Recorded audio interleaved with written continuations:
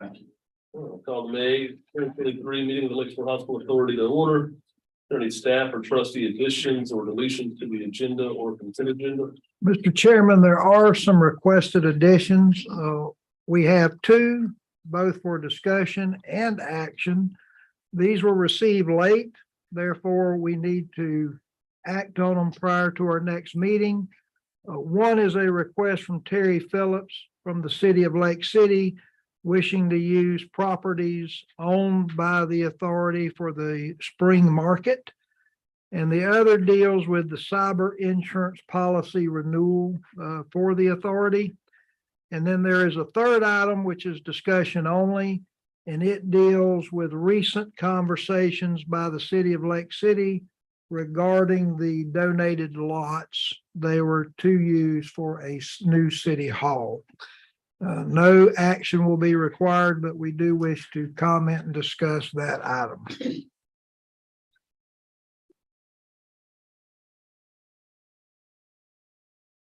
I'll entertain a motion to adopt the agenda as amended. So moved. Second. Got a motion and a second, all in favor, signify by saying aye. Aye. All opposed, that motion carried. Public comments, Ms. Lindley. Good afternoon. On the agenda, it states that Mr. Todd Kinnon is going to discuss the contract with EMS PALS. I would like you to defer me commenting on that because I don't know what he's going to say. So I would like to say that after he says whatever he's going to say. Because I can't comment on something that I haven't seen, which you could possibly take action on. And will you allow me time to speak on that? If we take action on this, man. Okay, on Meridian, you as a board member, all of you took an oath of office to be a good steward of the authority finances. This board has the opportunity to reduce the monthly expenditures of $65,000 to $70,000 a month, or maybe more, of maintaining this building. You've been dragging it out, and it would be good to sign the deed, giving it to Meridian. You are continuing to feed the dinosaur, and the dinosaur needs to be given away to someone else. Sign the deed with no restrictions. Mental health problems only continue to rise. And by donating the property, you would actually be doing something good. And I have a couple of other questions. I get on Dale's timesheet. And this could be directed to Director Williams. It was discussing the. Direct it towards the board, please. What? Make sure you direct it towards. Oh, okay. Well, you can ask him, what was the reason for discussing the teleport pad? So his time sheet, bill for it. What did you find out? I mean, if Director Williams wants to use the last minute of the time to Well, no, it's explain his it. time. Or he can just say it later. What do you want? Do you want him to explain it now and it goes against Just your go ahead and time? point it out, the question. Okay, but this is not a question and answer. This is a public statement. So Okay. give me your 3 minutes. That's Okay. it. So if you. I'll make the statement. He can address it later. And also, on a prior time sheet, he looked at the state budget, and I just wanted to know what the reason was. Was there any implications in reference to the Lakeshore Hospital Authority?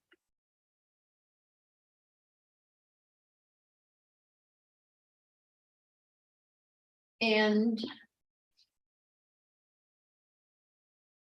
one other question. That's it. I just may like him to answer the question, and if there's action taken, I would like to discuss EMS valves.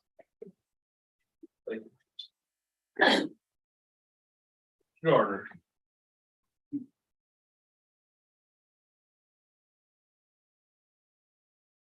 Good afternoon, guys. You guys speak name like the other places here. If you don't mind, just for the record. I love it. Thank you. Joshua Garner, Lake City, Florida. So I guess just going off of, this is the first meeting I've attended, so bear with me that this moment. I was kind of curious about the demolition bid. From everything I read, it was just selected down to the one, and I just didn't see all the other information listed in there, and that could be my fault, so I just wanted to see where I might be able to get provided that information.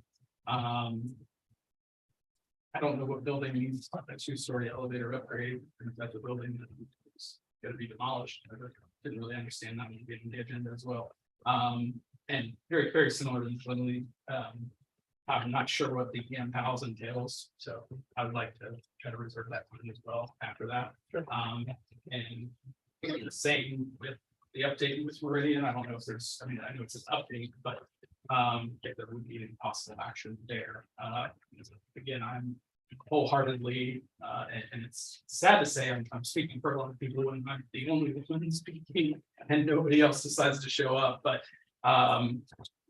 you know, there's a lot of folks that own businesses and live in this area that do not want to see Meridian here. And, you know, I guess it's just a matter of them telling you that, and unfortunately, they're not here. So hopefully they're online or whatnot, you'll be able to, you know, have that information, and maybe there'll be something else come about when it comes to having Meridian come here. I feel like there's a lot of other needs that could be met. You know, and there's a lot of great things. I know being stewards of such a, you know, a large sum of money and being responsible for this area, knowing that Meridian's not going to be providing true medical operational style surgery, that if we're opening up to that, we should be opening it up to other possibilities as well, that would benefit the area, such as public parks, reservation of areas, or the, you know, nature preserves, maybe even bringing museums over to this side of the street as opposed to the other side where many people don't even know that we have a historic museum. So just going off of a couple of things there. That's it for me. Sir, thank you. Mr. Williams, you're more than welcome to address that. I wasn't trying to be rude by any means, but during the public comments, it is for comments, not question and answer. So if there's questions, I don't mind them being asked publicly, but I don't want to get in the habit of expecting answers and it not counting against time. So Sure, you're more than welcome to now or later, whichever you prefer. I'm sure. Whichever you prefer, Mr. Chairman. I can address them now or later. It doesn't matter. like to do it now for the record, as long Sure. as it's a quick one, and then it can be more detailed later. The first question dealt with the helipad. The helipad pre, it existed prior to me. I was not all that familiar with the license and what requirements were required of the authority in order to keep it updated, but it is my understanding that it is still used on occasion as a life support helipad. So I was primarily researching to see what we as an authority are required to do in order to keep its maintenance up, because I simply did not know. And I would not want something to happen and then somebody to come back and say, well, the authority failed to do something it was required to do. So it's simply that. What I've learned is that the documents in the file really didn't say, so I've got to get a hold of the appropriate federal authorities and ask them, Barbara. It wasn't a clear-cut answer that I could find in the documentation I looked at, but I still got more research to do there. The state budget was all about trying to determine whether or not our local health department received funding that was requested for a new building and services, because some of what they were to get was going to sort of dovetail, such as dental in some of our plans. So I was researching the state budget to see what might have been afforded locally for healthcare services where we can continue with our plans. And of course, they were not funded. for any of those. And so we're moving on with that in mind. So that was the purpose of that.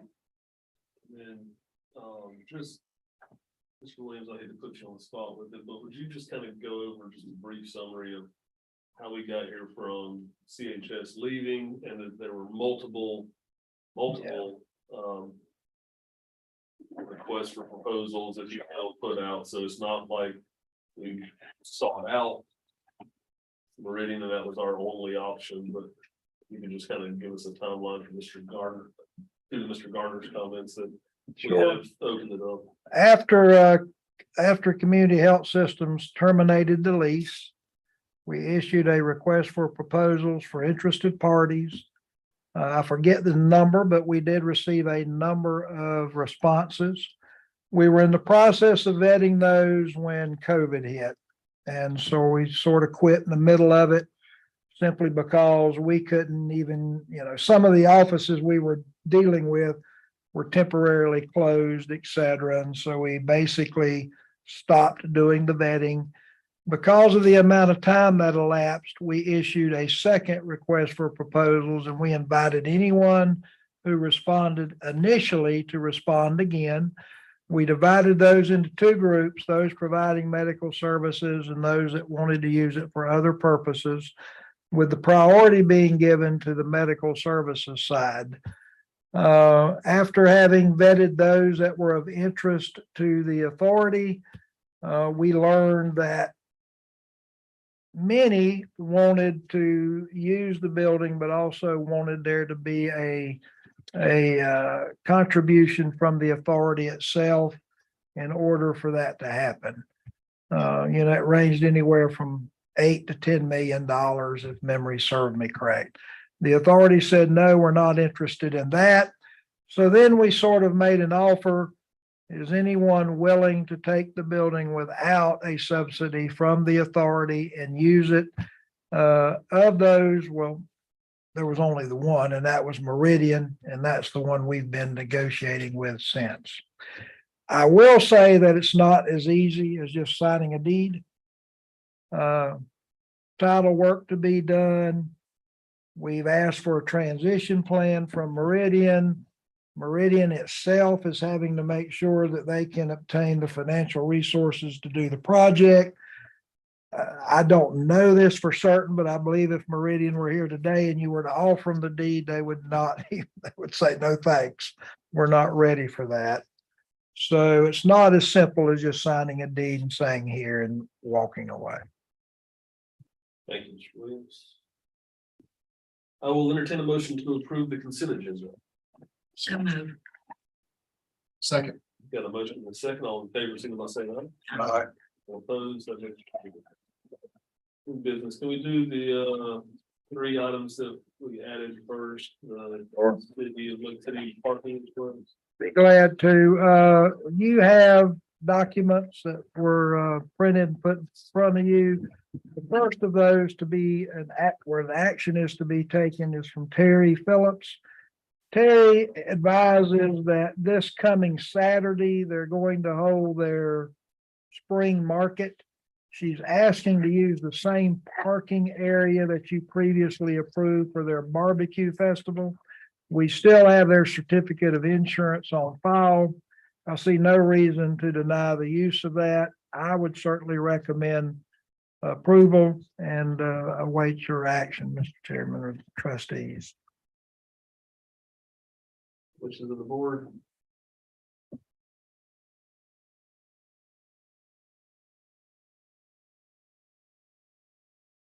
I move that we approve it. Second. Got a motion and a second. All in favor, signify by saying aye. Aye.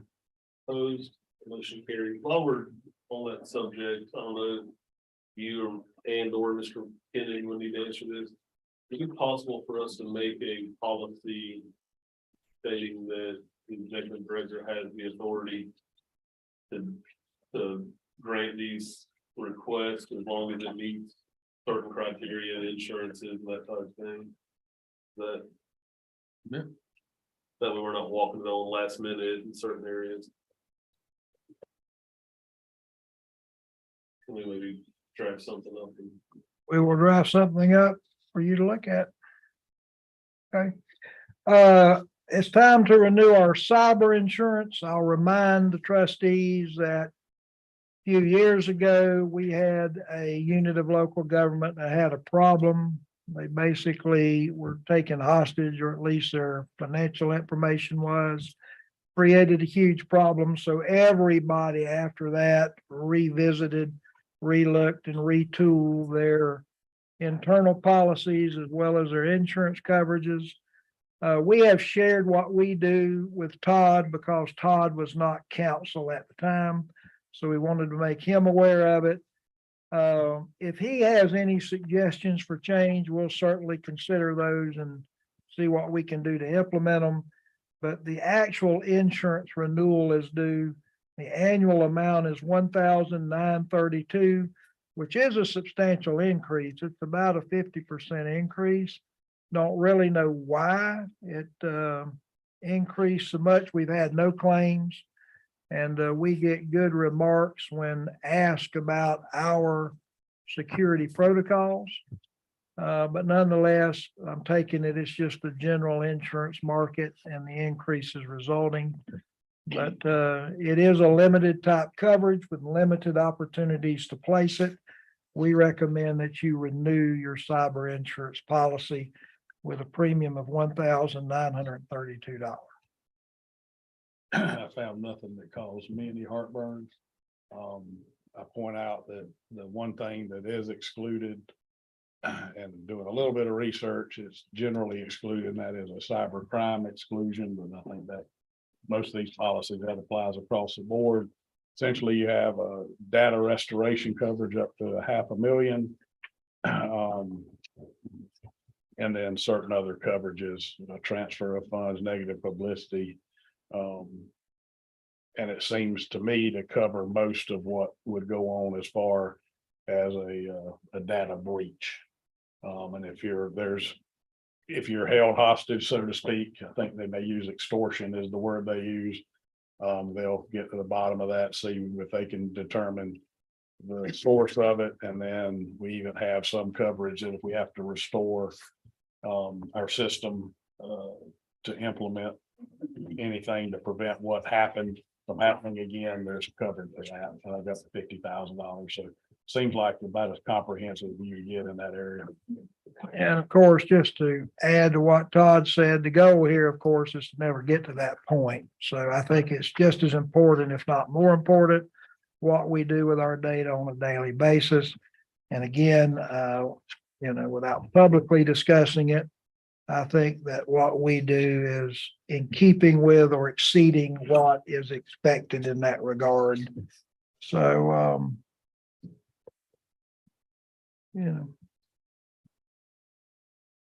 I'm so moved, Mr. Chairman, that we renew our cyber liability and data breach insurance effective prior to June 1st, 2023 with Great American Insurance Company to the amount of $1932. A second. First and second, any further discussion? All in favor, signify by saying aye. Aye. All opposed, that motion carries. and just for discussion, comment only, Mr. Chairman, it was brought to my attention that at the last city council meeting, one of the council members was going to bring up the lots that were gifted by the authority to the city for the purposes of a new city hall and ancillary services supporting that city hall. It's further my understanding that after that meeting, it was decided that they would come forward.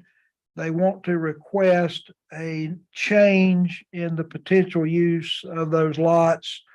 Other words, we still would like to have the lots, but we want to use them for a purpose that was not provided for in the agreement. I wanted to make you aware of it in case you were not. I have not received anything official, so I've not taken any official action, but I do think it would be wise for you to begin thinking about that. I will ask Sonia to send you a copy of a map, which, just to refresh your memory, shows you the lots which were transferred. And at some point, if and when we hear from the city, you'll be in a better position in order to discuss it. I will also mention that should this come to the point that we need legal counsel, and I'm not speaking for Mr. Kennan, but he will have a conflict. So just to remind everyone, we used Marlon Fiegel as the conflict attorney previously. I have not spoke to Marlon, but I feel confident Marlon would represent you. Okay, so Sonia just corrected me. She has spoken to Marlon and he would represent the authority should legal counsel be needed, because Todd, of course, will be representing the city. And unless Todd has a comment, this is informational only. I just think y'all need to start thinking about what it is you may or may not want to do. And the request of the council was to inquire of the trustees if they would be willing to allow the city to use some or all of the lots for other purposes in the event that a city hall was not built. The city will be holding some workshops to discuss whether they want to proceed with a new building, proceed with utilization of the bank buildings, and or bring in the current city hall up to code. So those workshops should be hopefully within the next 60 days. And at that point, they should have some clear indication of what they wish to do. But hopefully in the next week or so, the trustees will get a request in that regard from the city. When's that reverter clause? 4 years, so 24. I think it's January 2024. Something like that, but it was a 4-year from I'm going strictly by memory, but I think it's February of 24. It's like, it was the beginning of the year. Yeah. But 4 years. Goes fast. you've aged. Wow. Thank you. I wasn't here. All right. Anybody have any questions or comments? Bedoya Building demolition bid award. Hey, thank you, Mr. Chairman. We received 4 bids. The 2 low bids were extremely close. The low bid was $32,800. The next low bid was $33,000, only $200 difference. The low bidder was vetted. The bond is in order. The references are in order. I see no reason not to award to the low bid. The low bid is Florida Fill and Grading in the amount of $32,800. I have discussed with Florida Fill, there will need to be one amendment to the contract. And what that one amendment entails is the paved parking area just to the west of the building. When we did the pre-bid, and we all walked over, I asked them, because that's the staging area. When you leave this area, is this concrete going to be worth saving? And everybody at the pre-bid said no. So we're just going to crack it up. So we went ahead and included it to be removed, the broken concrete. So we'll amend the contract to make sure it's included. We discussed that at the pre-bid. It was included in everybody's bid. So it was a non-bid issue, but nonetheless, we want to make sure we spell it out. Secondly, we of course did not budget for this project. We're going to have to move money in order to pay for it. So we'll be doing that. I don't know if we can do it internally with a line item amendment, or whether we'll have to transfer money from one of our accounts, but we will let you know prior to the payment. Third thing is, because of the requirement dealing with the asbestos, now that we have, assuming that you approve the low bidder, we will get with them. They will help us complete the forms necessary in order to submit, providing notice to FDEP that we're about to tear a building down with asbestos. And here's our mitigation plan. all of that good stuff. All of that has to occur before we actually issue the notice to proceed. So it's not as if you're gonna walk out there next week, see a construction fence go up, a building come down. It's not gonna happen. We have to get FDEP approval, and we have to ensure that all the utilities are disconnected, those things. But just as soon as we can get those done, we'll issue the notice to proceed. So staff recommendation is for low bidder in the amount of $32,800. So moved. Yeah, second. Motion and second, any further discussion? All in favor, signify by saying aye. Aye. All opposed, motion carries. The next item, Mr. Chairman, is the board authorized staff to go ahead and make repairs to the elevator at the two-story building, which we call the Women's Center. I think that was asked in the pre-meeting or the citizen comments. This, of course, is the two-story building facing the lake that Mercy Medical was leasing. Since your authorization and approval, we've learned that codes have changed, requirements have changed, and so the cost to do that is increased significantly. So I've asked Dwayne, the facilities director, to come and answer any questions you may have. But in short, as he's talking or you're asking questions, I think what my recommendation would be is we do not make the repairs. This is the building that we're negotiating with for MPALS. If and when that agreement is approved, or if and when some other agreement is approved which requires it, we can then do these elevator repairs. But I'm just concerned that we jump out there and do them. Another year goes by, another law changes or a rule changes, and we're back to doing more. So that's kind of the recommendation. Dwayne, I think, agrees with that. But if you have any specific questions about the technicality of it, I'm not your guy. Dwayne is. So y'all can ask Dwayne. The elevator being used currently, Currently, no. I mean, once we use the second floor, yeah, it'll be used. Now, I mean, it's basically going up from an estimate of $22,000 to 60 something. For what it's worth, when I did my little bit of research, the upgrade that they're doing is far reaching according to the write-up. So it's not just, pulling something out and slapping a new board in. It looks like they're updating all kinds of switches, plugs, caps. It's a whole makeover. Yes, so it's the whole modernization thing, because a lot of those parts are becoming obsolete as well. Yeah. So that's the reason that was so substantial. That's been there since '86. But I agree with Dale that right now that's probably what it is part. Yeah. I mean, it's a great building, obviously, 2 good floors, and at one point or some point in time, we'll need to do elevator repairs, but until we know specifically, I just can't see going over there in an empty building and spending that kind of money.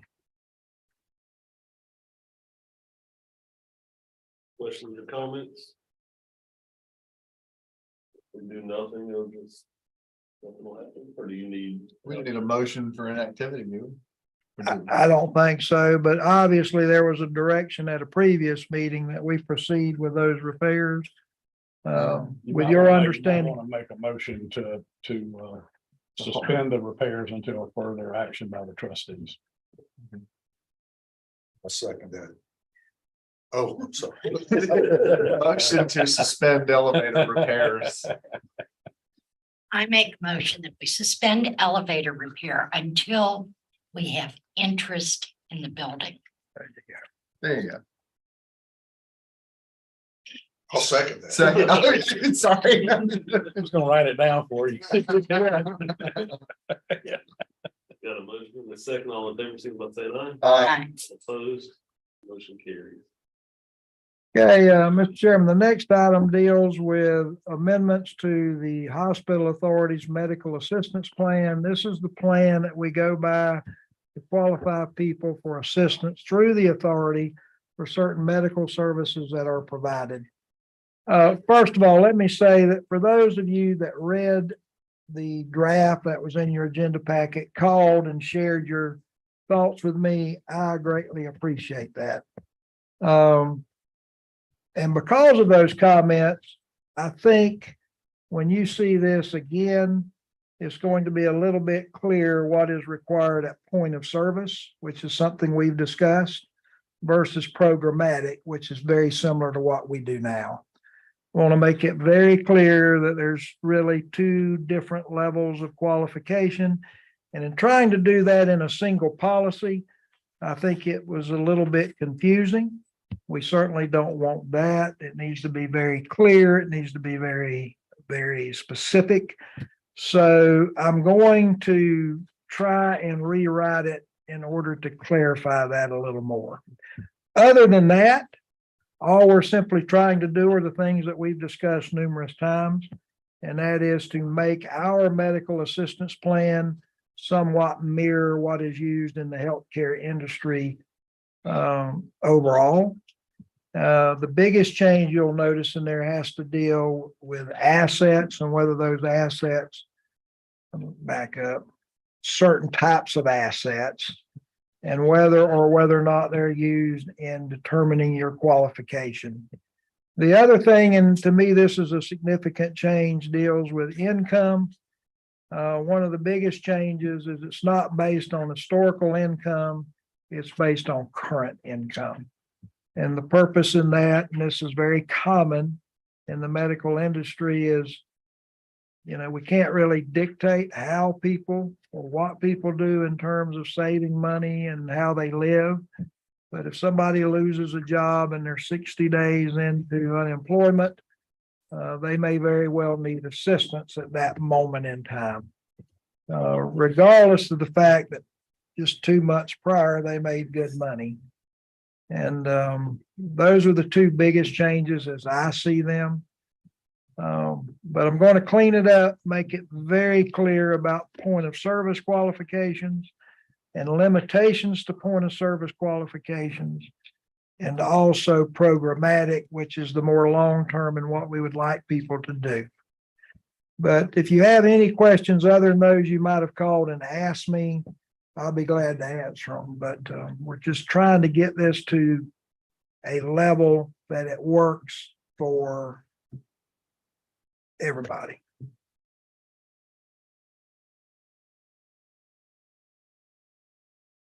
Miss Laurie, I remember your comments, I promise. Thank you. And they were good comments. Thank you.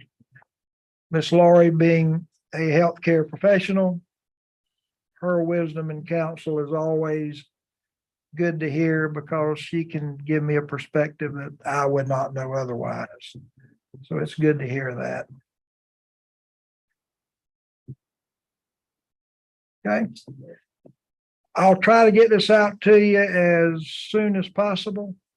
I dated this thing when I sent it out, assuming it would get on the next agenda for approval.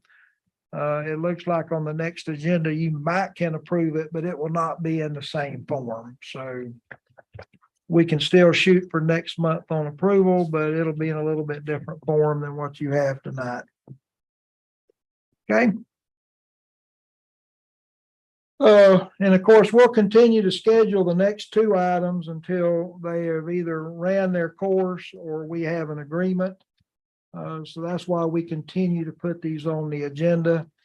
MPALS, I think where we're at is I think Todd is going to schedule or has scheduled a conference with MPALS attorney. Again, I think at the end of the day, this is just coming down to legal issues. I mean, the Whites have made a request. Todd did his review and he's researched the law and he's got issues from a legal perspective. And they're going to discuss it attorney to attorney. And then after that, Todd will give us a report. We have had a request from Dr. White for the attorneys to get together. some confusion on my part as to who was to initiate that. They had our ground lease that had the equipment included without a list of equipment, because we don't know what that is, and we really don't know what we have that's functional they could use, so that particular exhibit was blank. Figured I would get their input, confirm that I probably should be the one to initiate the conversation, so I believe the meeting is next Wednesday with Bruce Robinson in my office and their attorney who is in Cincinnati, Ohio, I believe. Yes. So that's been scheduled. That's where I'm from. Yeah, so I mean, I really don't have anything else I can tell you about it. That's really all I know. Yeah, the idea is to determine whether if we can get a lease ironed out, put that on the side, knowing that the terms and conditions are acceptable to them, make sure they're acceptable to us, and then the far more complicated issue of any financial assistance that they've requested. That's gonna be much more complicated. Okay, as it relates to Meridian, we do have the weekly calls. Where I see Meridian being currently is, the attorneys for both sides have discussed the state laws pertaining to the transfer of property, particularly property that is classified as a hospital. There's a whole section of law special to that. They've been discussing that. They've been discussing what is required, what they can do as it relates to that. The second thing deals with all of the title work that comes with confirming what we think we know about these parcels of land and whether or not, people are willing to issue title policies, title insurance and the like. I think all of that's been ordered. Yep. So we're in progress with that. We have asked Meridian, and they have stated they would be more than glad to do so, to submit a transition plan. In other words, from the day you get approval, what is this going to look like? What transpires? How does this work? And they're tweaking that, working on it. And we've also asked Meridian to verify that they do and can receive the financial resources to make this project work. And I think those are the four big categories. I think that's what most of the discussion centers around when we do have our conferences. There's progress made on that every week. Progress is made every week, but sometimes we're just waiting on other parties too. So, I just want to say, I understand that. I mean, I'm an impatient individual, and I would love for us to be able to hand it the deed and be done with it. I think most people up here probably would love to do that. And yes, I get aggravated every month whenever we get an update about election, but I understand that's the process, and with it being government, it takes time. Do we have any, I'm not expecting you to tell me a firm date, but do you have any kind of feeling of when we might be winding down and getting close? this is just a sense. I get the sense that things like the transition plan and the financing and all, we'll probably know within the next few weeks. I mean, I can't. Yeah, that part's not on us. Essentially, what's on us is being able to warrant what we could either lease or give to them, depending on which avenue we go. We have confirmed that there is a reverter clause on lot 111. Unless you look at the 1930, 40 map, or even earlier than that, lot 111 is the parking lot. And we have now then, once we got that confirmed, that we decided that we would then encompass all of any potential parcels that could go with the deal. And get a title commitment on those. And what a title commitment says that we confirm you own it. And in order to give it to party X, Y, and Z, you have to do A, B, and C. So with the reverter clause, it would be eliminate the reverter. And then if the other and we're confirming also that none of the other parcels have that reverter clause. That is our opinion thus far between myself and their real estate attorney in Orlando. We're confirming that through the fund, and we should hopefully have that information by the end of next week, middle of the following week at the latest, and then we'll have the title work done, and that will assist Meridian in being able to show to a bank that we have clean title, whether we get financing based on a long-term lease or a transfer. That gives their underwriters a little less heartburn that now we've got something to do that's free and clear, and that we do have the authority to lease or distribute. So hopefully we're getting closer. I thought there were 3 pieces of property in the reverter.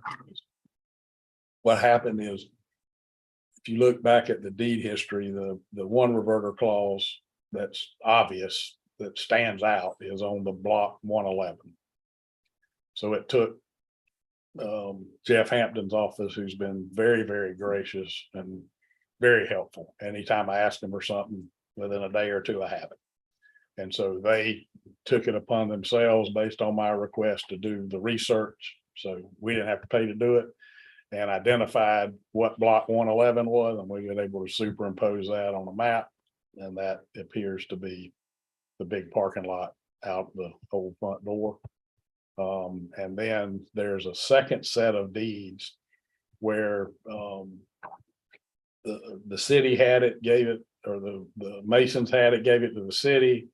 The Lake Shore, whatever was known back by then, showed an interest, so the city gave it back to the Masons, and the Masons gave it to us. But it does not appear anywhere in that series of deeds that there is a reverter clause that relates to those parcels. And off the top of my head, I'm not sure exactly where they are relative to the main hospital building, but the fund will confirm that either there is or there isn't.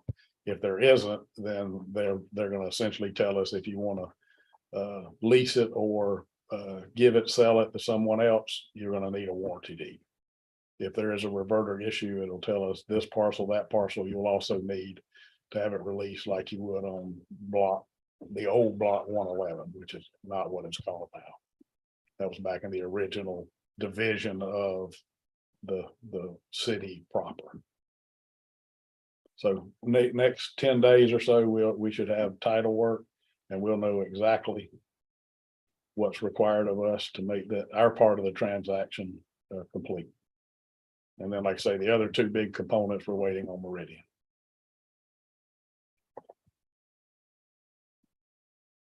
Questions, comments? I appreciate your involvement in this, Mr. Kennan, Mr. Williams. So I think we decided back in February that we want to do this right.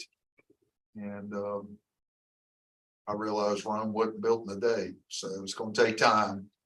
And appreciate your diligence on it. And the weekly meetings help, because it makes everybody Yes. be ready for discussion. Right. Where it's like, I've got a busy week, we'll get to that next week. We have to be ready, and both sides have been ready. So we have worked through a lot of things, eliminated a lot of issues. So once we get the title work, it'll be waiting on them for a transition plan and their ability to feel comfortable in their financing, and then it should go real quick after that. Yeah, and they've even discussed what's required legally, public hearing to declare it surplus and all that stuff that we have to do. So all of that's out there on the table. And, the legal work is a little, obviously Todd does this for a living. I don't. I think there's a second reverter, but that's the purpose of the title work. When I read it, I think a reverter's on a different parcel. But that's what all this is to do, is to make sure that we're all clean. Well, to clarify, I'm very appreciative of the work you're doing. I didn't mean that I'm Sure. not when I said. Oh, no.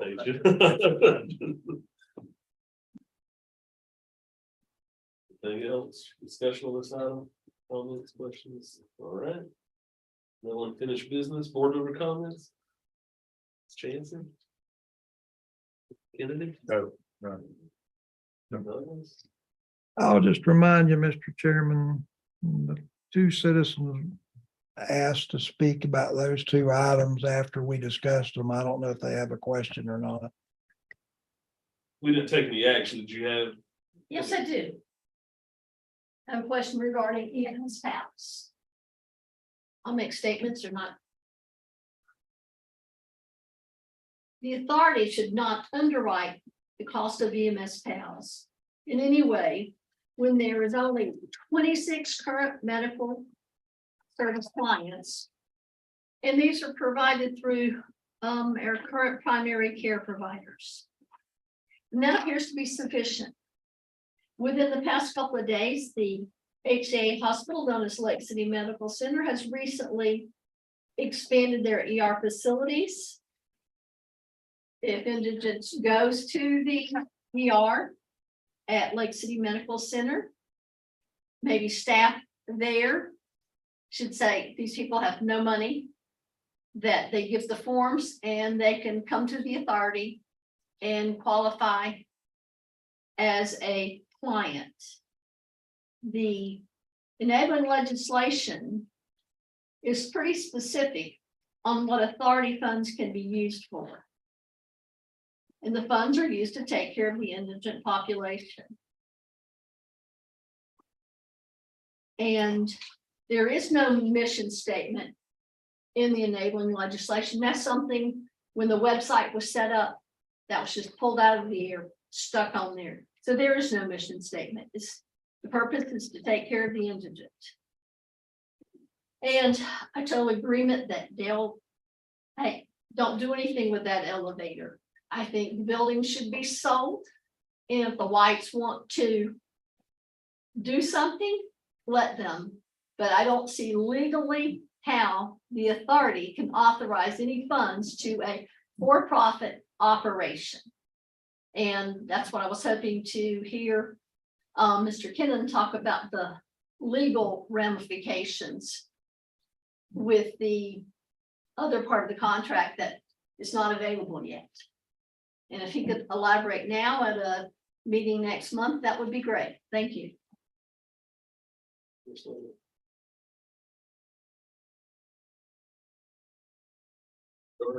I just want to bring up something on the Meridian, if that's okay. I came in late a few meetings ago, just wanted to kind of go over two quick scenarios because I know this Meridian thing is gonna truck on. But I want to bring up two instances where Meridian has stated that no one gets released from that facility unless it's a family member picking them up, or transferred to their Gainesville facility or a transition house.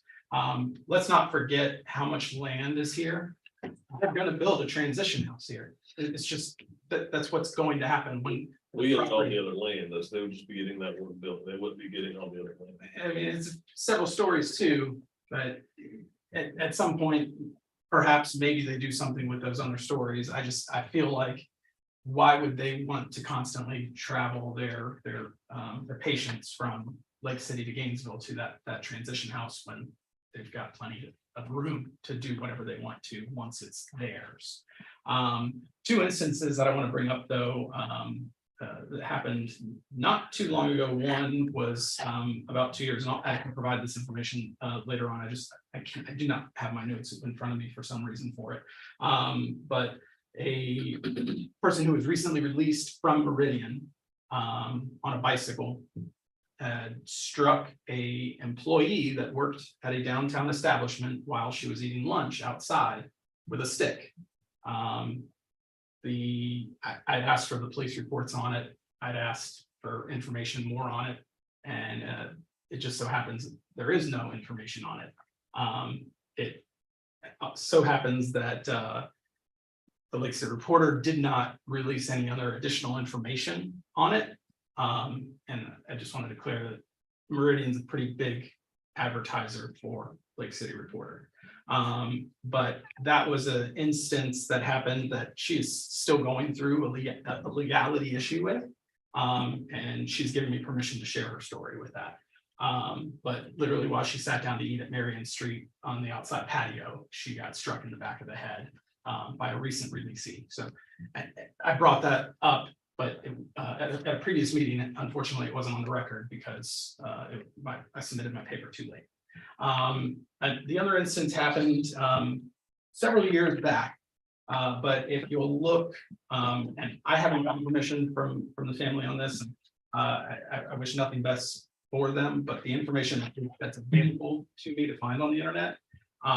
You'll find that back in 2016, there happened to be a death occurred on the corner of Michigan Street and Southwest Main Boulevard.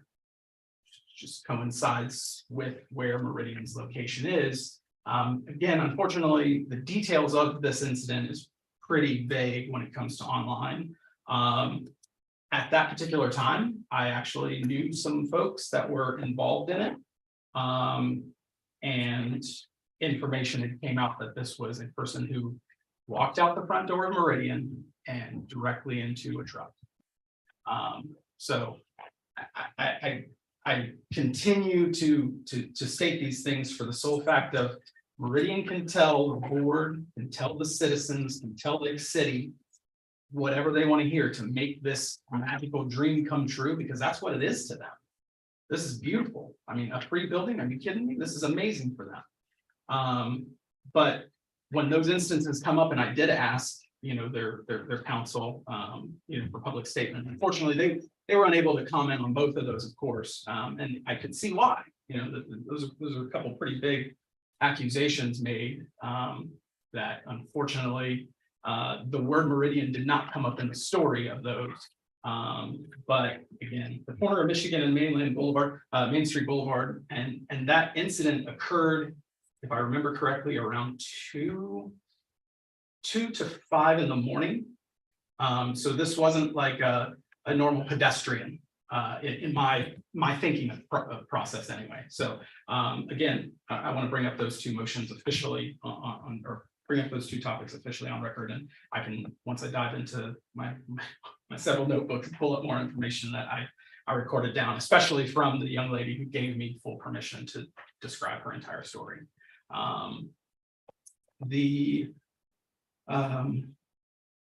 Yeah, so that's it for that part at this present moment.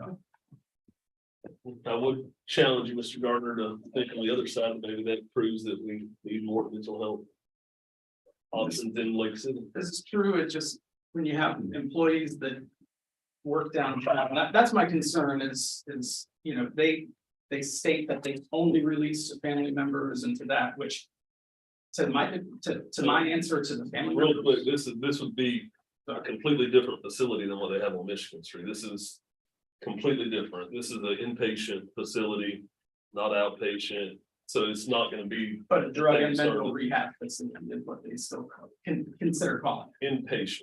inpatient. So they cannot be released publicly. It's going to be a secure facility, which has all been discussed in the That was meeting. stated, and that was stated at those meetings about their facility here, though, just the same. This facility here, they had stated that they cannot be released. No, that's not true. There was several comments made from them about that. I'll have to go back through and find it, but there were several comments that said, this is one of the safety concerns that the citizens had. And they brought that to the table stating that they only release to family members and to the Gainesville transfer facility. Whenever they need to do that. The other board comments? No, sir. We're exhausted.